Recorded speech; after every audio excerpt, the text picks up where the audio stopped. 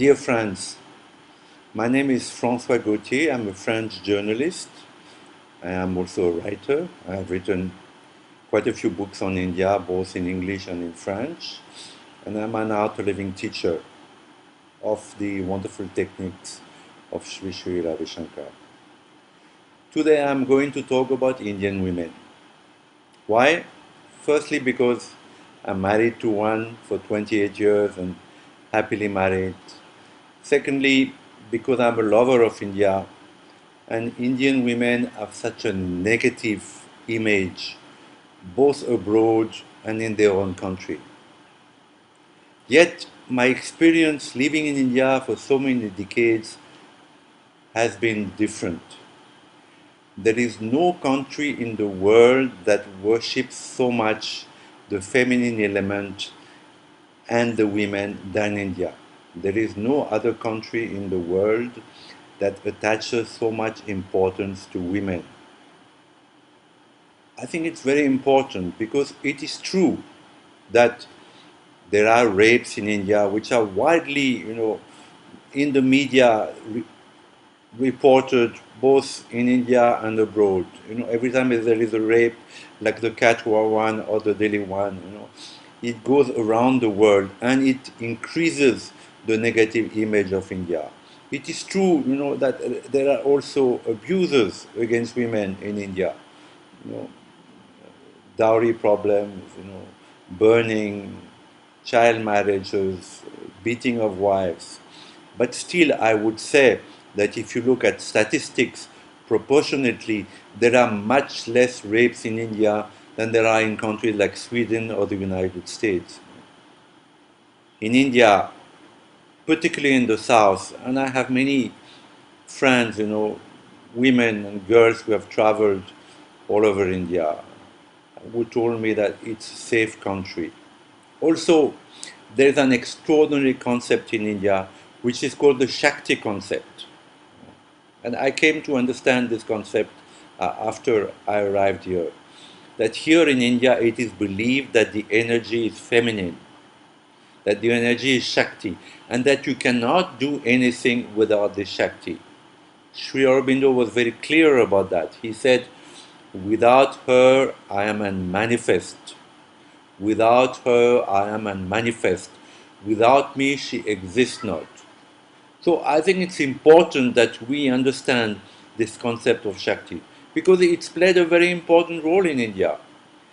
There have been so many extraordinary women in India all throughout the ages. In the Vedas, we heard about rishis who were women. There was a great freedom for women in India in the Vedic times, contrary to what you read in your history books. Great freedom for women not to marry, to go into spiritual life. There have been great saints in India who were women. In Kashmir, for instance, there's an extraordinary poet, she was a woman. There have been warriors in India who were women. We have Joan of Arc in France, but here in India, you have so many.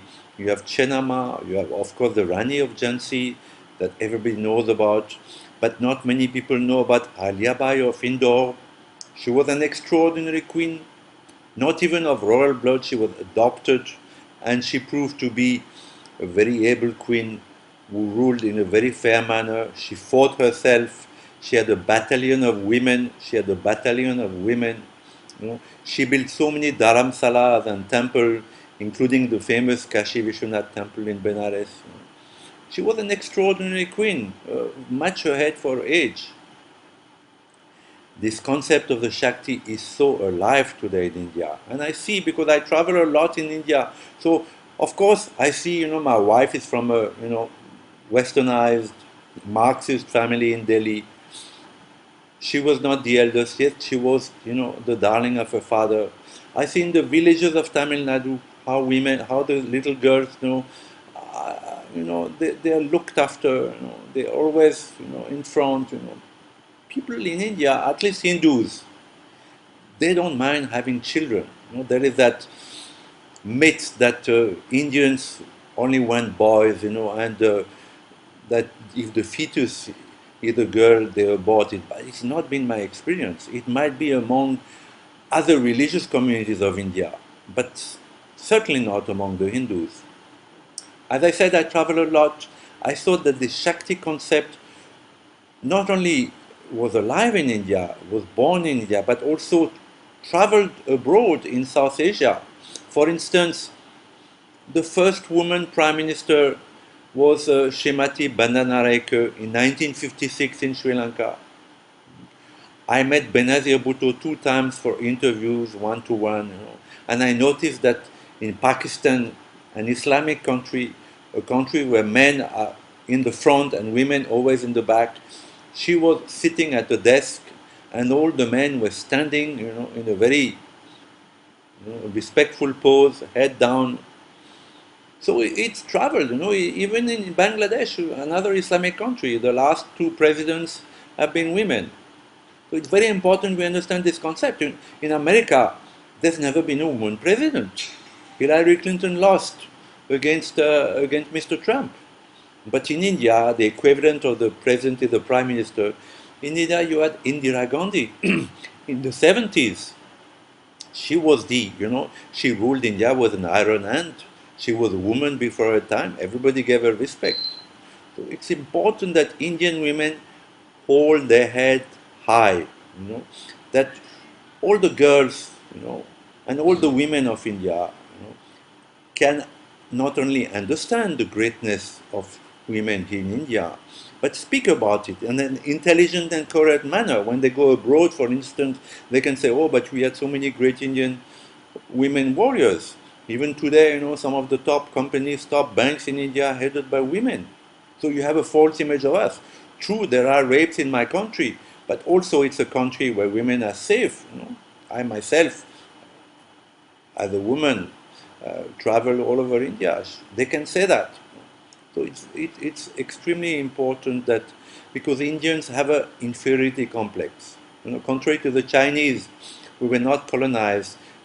India was not only colonized for 3 centuries by the British, but before that it was the prey of very destructive and very bloody invasions. So there is a trauma in many Indians, and they tend to have a negative image of themselves.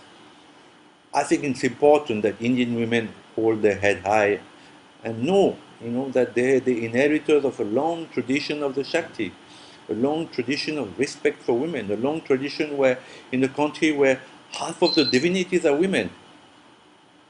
So, this talk today was about women and my respect for women in India.